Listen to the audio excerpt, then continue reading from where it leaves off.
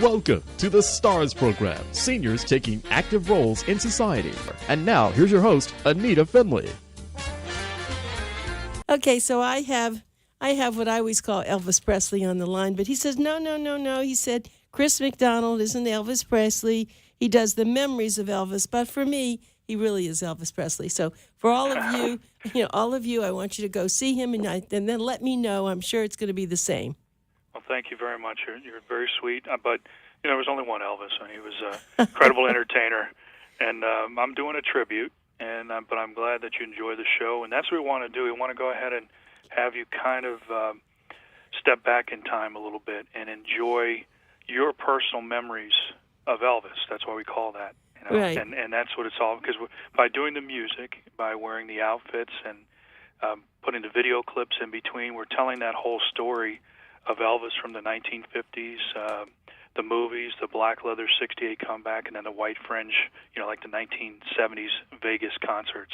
So we tell you the whole story, and we want you to be bringing up your own memories of certain songs, the love songs you like, whether how you felt when you heard the song the first time, and that's what we try to do with the music, because that's what it's all about.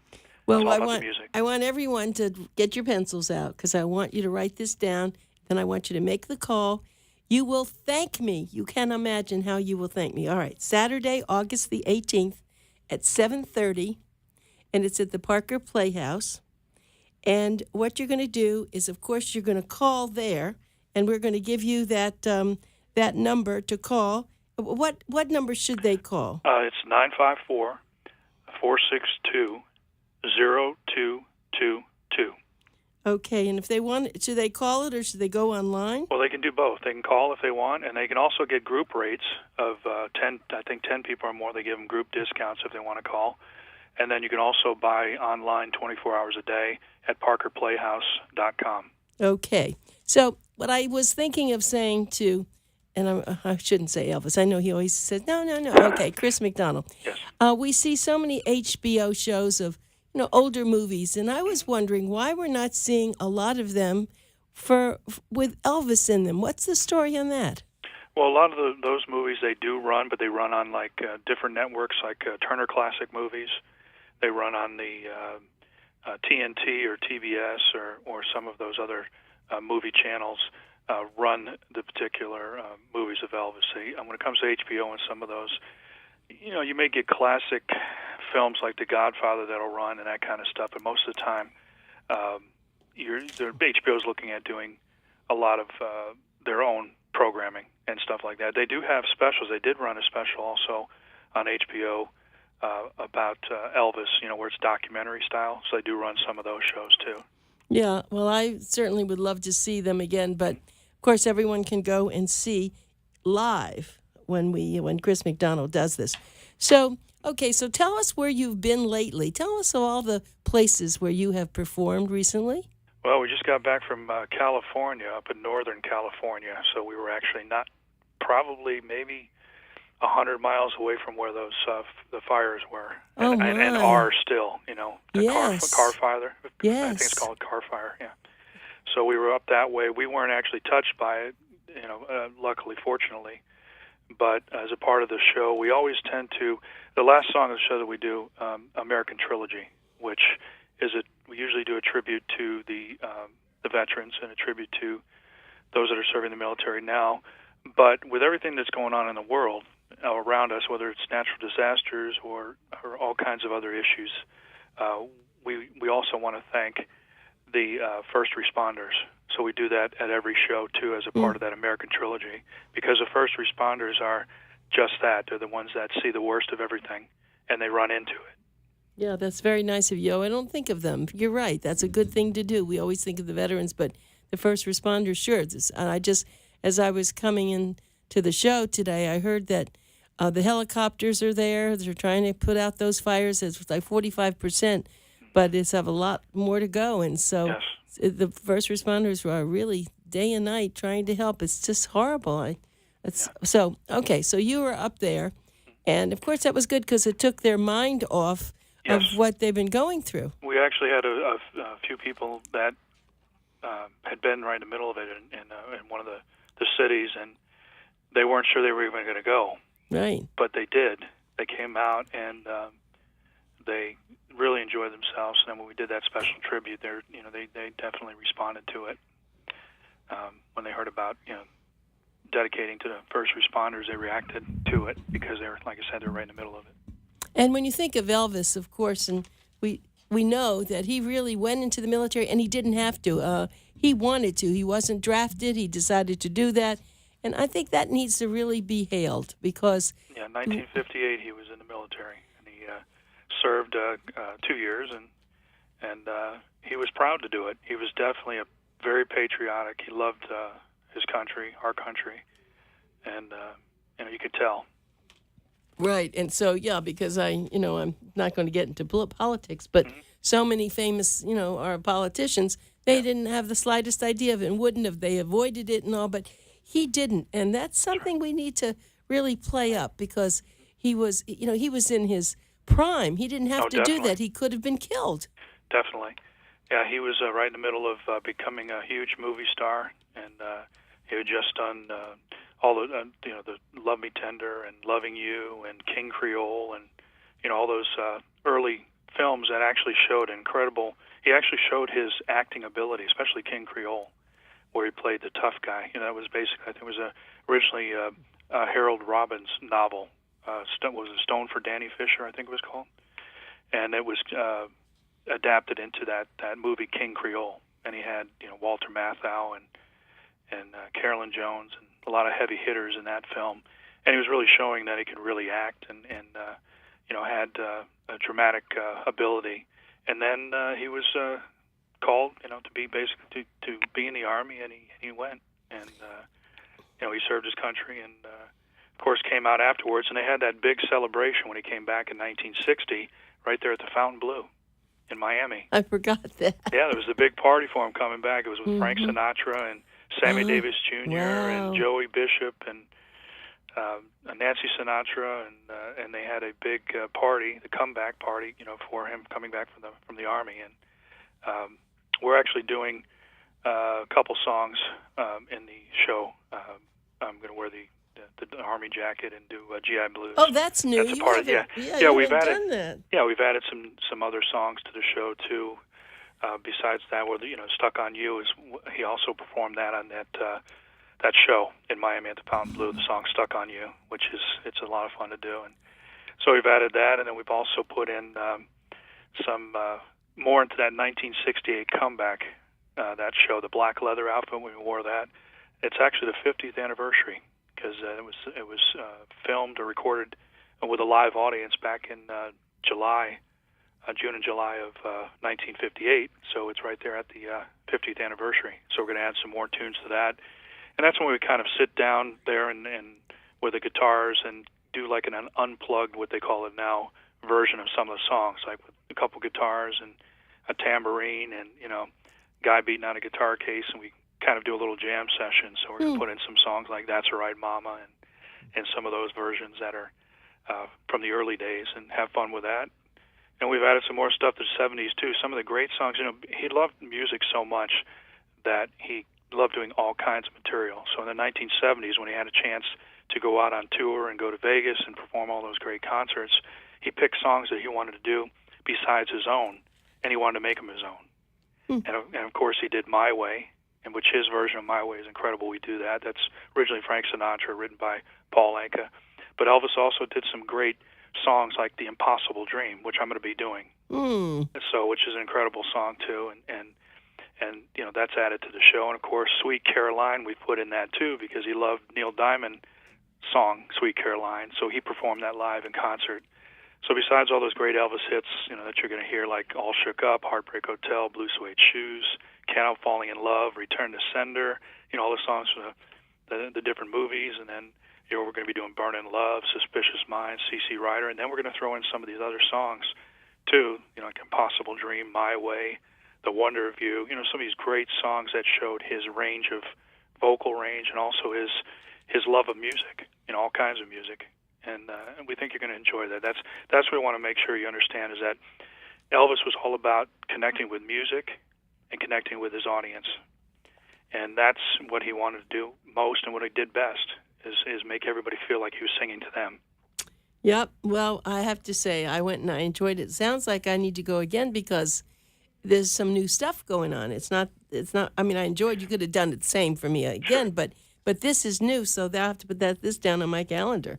Sure. What we do is we try to, you have to do the hits. Like if we were to pull out, Heartbreak Hotel and Blue Suede Shoes, and some of those, if we took those out, people would be saying, "What? Where'd they go?" Right. So you got to do some of the really popular hits, but right. in between, I'm able to throw in those treasures, those little gems and stuff that I believe that maybe the people didn't know that Elvis performed, but they love those songs.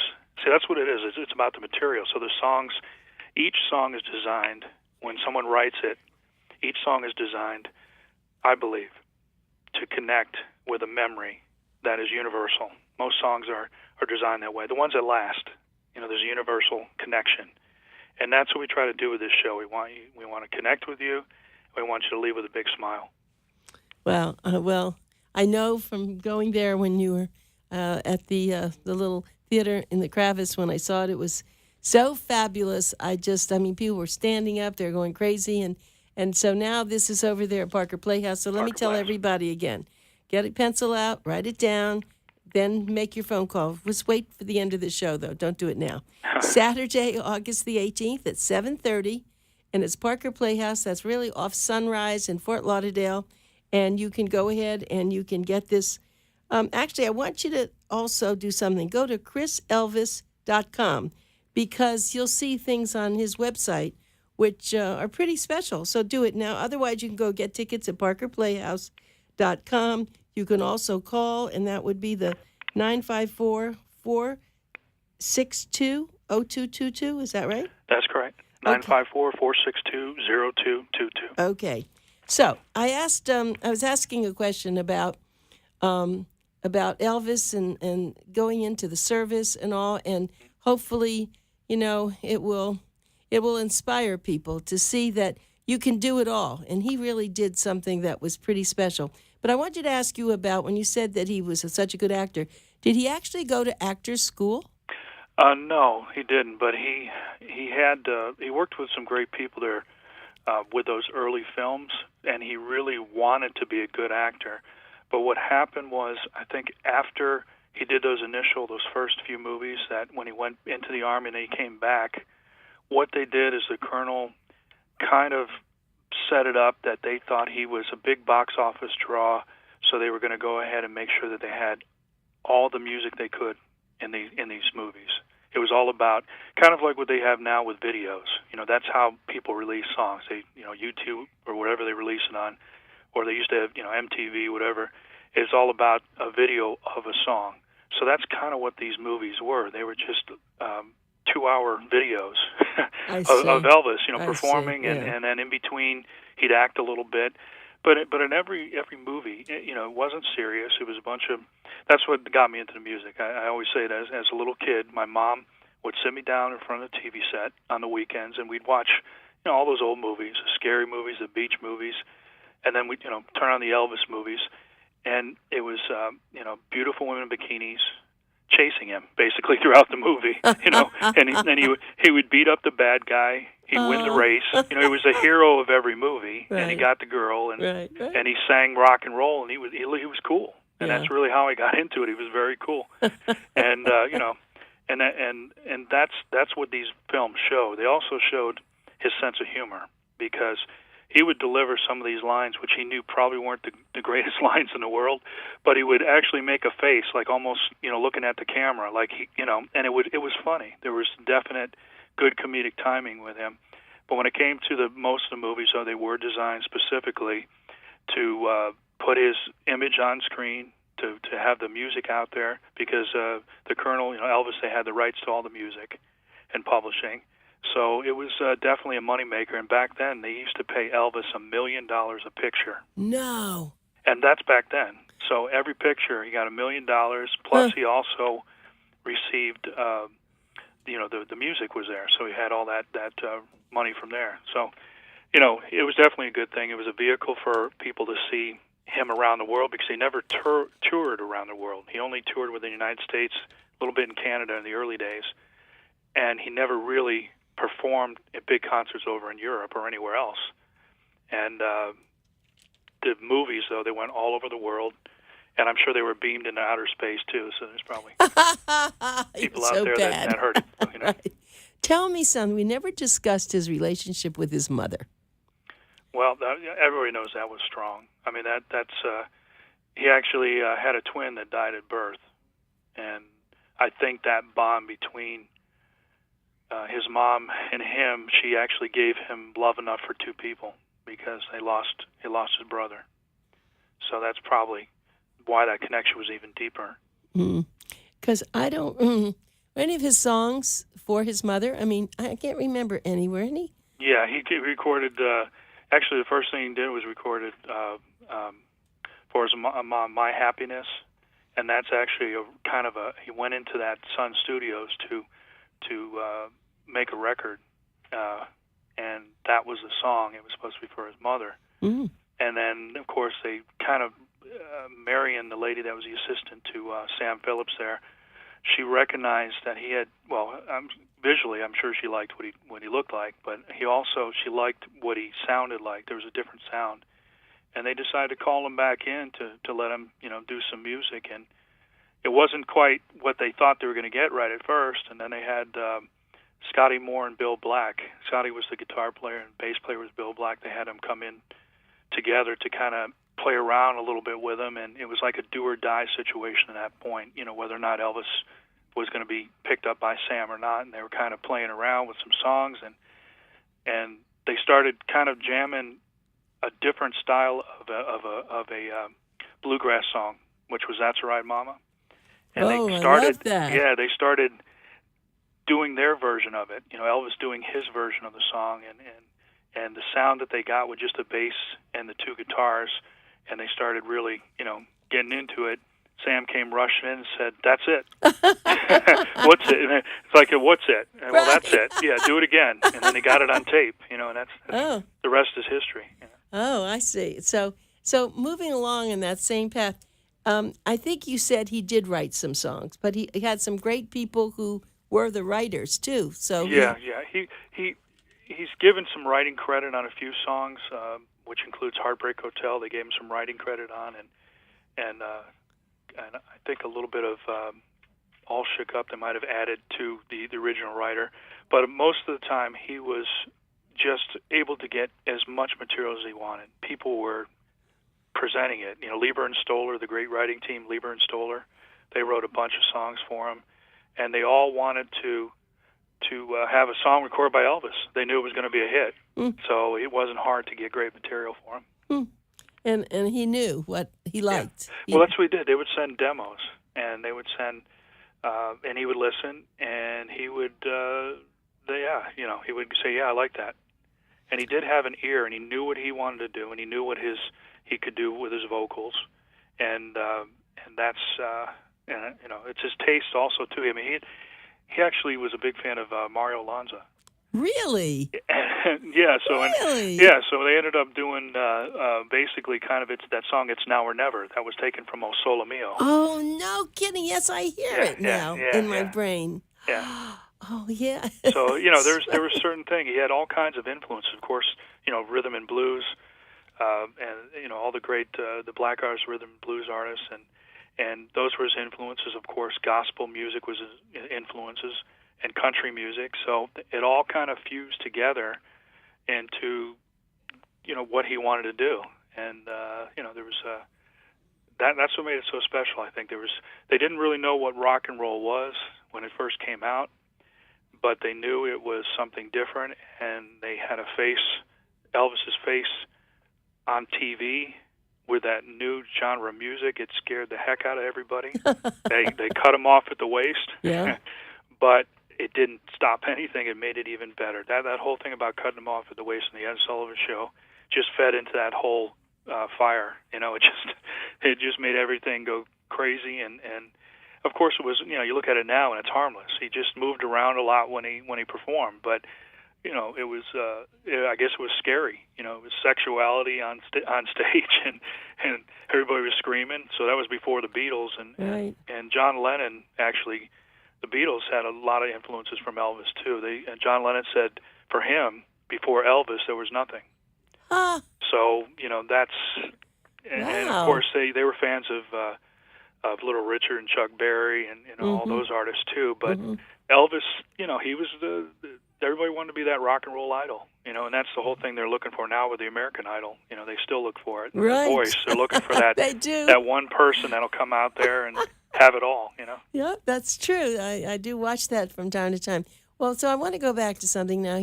And I saw that when I went to your show. And one thing everyone should know: you go to the show, but in the background there are excerpts from movies, and so you still do that, don't you? Yes. Because that takes you back to when it was. Right. Right, exactly. We kind of bleed you into the different eras of his career. So we start off in those early 50s, like I said, All Shook Up, or Blue Suede Shoes, Heartbreak, the Hound Dog, those kind of songs. And actually, you'll be able to see Ed Sullivan intro Elvis. And then we also do a clips leading into the movies that sets you up for that time frame.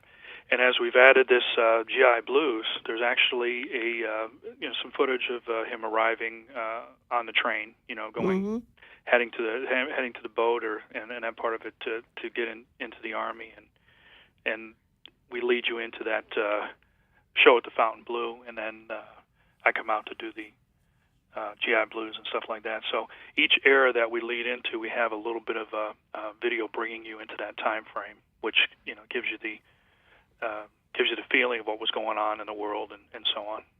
And the one thing that I thought was really good, that a lot of his music came not only from his church, but from a lot of the African Americans. And of course, they weren't called that at that time. And I think that I don't know this for truth, but didn't some people resent that in a sense because they said, that's black music. We don't want that or something, or he made it into his? Well, that's what happened was, he grew up very, very poor. I mean, they didn't have anything, and he grew up in Tupelo and then into Memphis, and he basically was living, in the projects there in Memphis.